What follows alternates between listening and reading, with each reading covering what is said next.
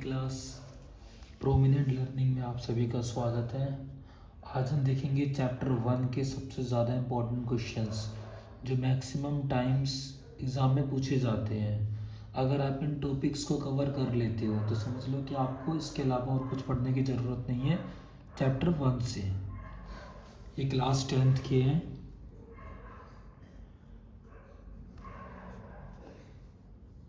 तो इसका जो सबसे फर्स्ट टॉपिक आता है वो आता है नेपोलियन से। अच्छा, अगर आप यूपी बोर्ड से हो तो यूपी बोर्ड का जैसे फर्स्ट क्वेश्चन बनता है वो बनता है कॉजेज ऑफ फ्रेंच रेवोल्यूशन।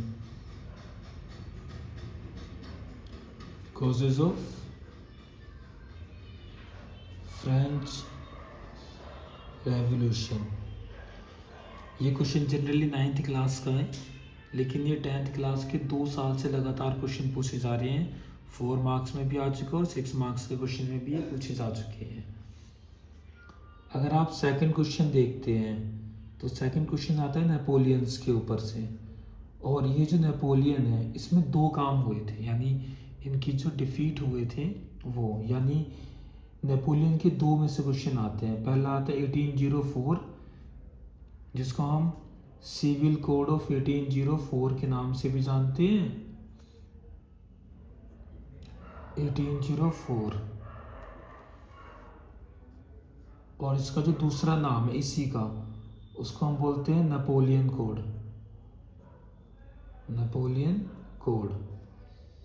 और जो दूसरा क्वेश्चन आता है वो आता है 1815 से। ये ज़्यादातर एमसीक्यूज में पूछे जाने वाला क्वेश्चन है कि 1815 में क्या हुआ था। तो आप बताओगे कि डिफीट ऑफ नेपोलियन, यानी नेपोलियन जो हारा था वो इसी टाइम पीरियड में हारा था। अब अगर हम 1815 की बात करें तब 1815 में 2 काम हुए थे। पहले तो डिफीट ऑफ नेपोलियन, इसके अलावा एक और है जिसको हम बोलते हैं ट्रीटी ऑफ वीना। ये साइन करा गया था। अब इसकी जो हेड है वो थे ड्यूक मेटरनिक।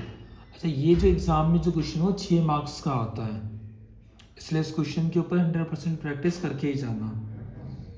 दूसरा आता है यूनिफिकेशंस के ऊपर से। अगर यूनिफिकेशन की हम बात करें तो इसमें 3 यूनिफिकेशंस दे रखी है। एक्चुअली में 2 दे रखी है, लेकिन एक को हम स्ट्रेंज केस के अंदर पढ़ते हैं जो कि ब्रिटेन के बारे में है।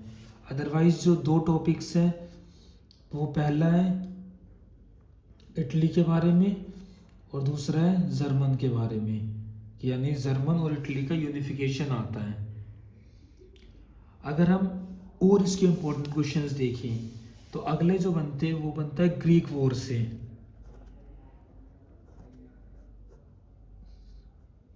ग्रीक वॉर ऑफ इंडिपेंडेंस, यानी उसकी आज़ादी के लिए जो लड़ाई हुआ था उसके अंदर। अच्छा, इसके जो रीजंस हैं वो तो एक अलग है, लेकिन 1 मार्क्स का सबसे फेमस क्वेश्चन है वो है ट्रीटी ऑफ कॉन्स्टेंटिनोपल। क्या है? ट्रीटी ऑफ कॉन्स्टेंटिनोपल कब साइन करा गया था? 1832 में, जिसके अंदर ग्रीक को यूनिफाइड कर दिया गया था। अगला जो क्वेश्चन बनता है आपका वो बाल्कन कॉन्फ्लिक्ट से बनेगा। अच्छा, देखा जाता है कि ये वाला जो क्वेश्चन सबसे ज़्यादा सीबीएसई में आता है। अगर कोई यूपी बोर्ड से तो यूपी बोर्ड में इतने बार क्वेश्चंस नहीं आते हैं। थर्ड बनता है फ्रैंकफर्ट पार्लियामेंट। फ्रैंकफर्ट पार्लियामेंट से क्वेश्चन आता है। इसके बारे में डिटेल से लिखने के लिए आती है, शॉर्ट नोट्स लिखने के लिए आएगा।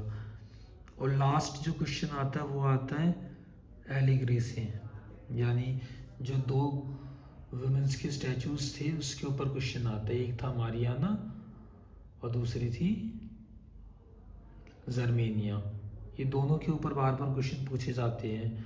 अच्छा, इन सभी के अलावा एक पेंटिंग्स भी है, ठीक है, जो फेडरिक सोरियो के द्वारा बनाई गई थी, जो स्टार्टिंग में ही आपको दे रखा डेमोक्रेटिक एंड रिपब्लिक्स वाली। वो पेंटिंग्स के बारे में बस आप पढ़ लेना। और ये है ओवरऑल इम्पोर्टेंट टॉपिक्स। अगर आपने इन टॉपिक्स को ध्यान से कर लिए तब आपको इसके अलावा कोई और से क्वेश्चन करने की ज़रूरत नहीं है।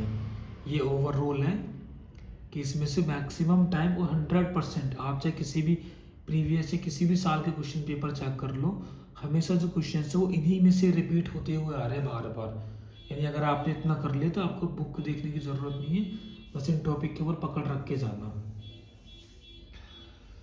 अगर आप चाहते हो कि ये ऐसी इन्फॉर्मेटिव वीडियोस और मिलती रहे तो प्लीज़ सब्सक्राइब और लाइक्स करें, वीडियो को ज़्यादा से ज़्यादा लोगों को शेयर करें कि वो भी इन क्वेश्चनों को कर सकें। Thank you.